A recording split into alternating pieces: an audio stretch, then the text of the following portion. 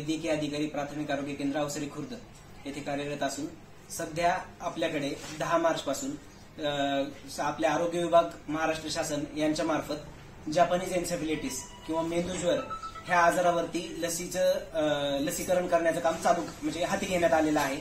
ह्या अंतर्गत आपल्या 10 तारखेपासून 10 आणि 11 तारखेला 2 दिवस आपण अवसरीमधल्या सर्व शाळा, अंगणवाडी तसेच शाळा बाह्य मुलांना लसीकरण करण्यात आलं।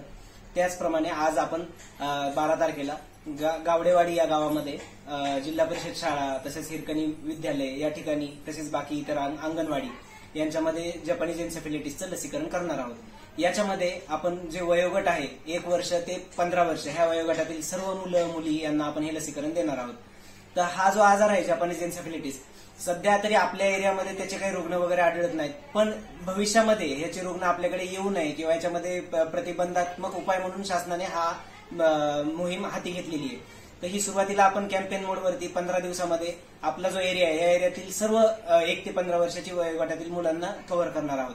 शाळा आणि अंगणवाडी येथील मुलं तर आपण करणारच आहोत, पण याचबरोबर जे ऊसतोड कामगारांची मुलं असतील किंवा विटभट्टीवरची वगैरे जे काही शाळेमध्ये नाही शाळा बाह्य जी मुलं आहेत यांना पण कव्हर करण्यासाठी आपण प्रयत्न करून त्यांचा पण आपण ऍक्शन प्लॅन मध्ये अंतर्भाव करण्यात आलेला आहे आणि ही पण सर्व मुलं आपण करणार आहोत। ही जी लस आहे ह्याचा जो डोस आहे ते 1 ते 3 वर्ष वयोगटातील मुलांना आपण हा डोस जो आहे ते डाव्या मांडीवर बाहेरील बाजूस देणार आहोत। इंट्रामस्क्युलर 0.5 ml डोस आहे याचा।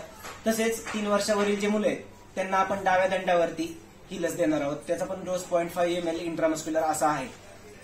असा ह्या लसीचा प्रकार आहे। ही लस जी आहे ती किल्ड व्हॅक्सिन आहे, त्याच्यामुळे याचे जे साईड इफेक्ट वगैरे आहेत हे खूप कमी प्रमाणात, फक्त जर चुकून म्हणजे दंडावर थोडंसं दुखणं 1-2 दिवस किंवा मग थोडीशी ताप येणं याच्या पलीकडे याचे जास्त साईड इफेक्ट वगैरे होणार नाहीत, कारण ही किल्ड व्हॅक्सिन असल्यामुळे। आणि ठीक आहे, चालू घडामोडींचे अपडेट्स जाणून घेण्यासाठी आपल्या डिजिटल न्यूज चॅनलला नक्कीच सबस्क्राईब करा, लाईक करा, शेअर करा आणि कमेंट देखील करा। आणि हो, बेल आयकॉनवर प्रेस करून नोटिफिकेशन्स अवश्य मिळवा।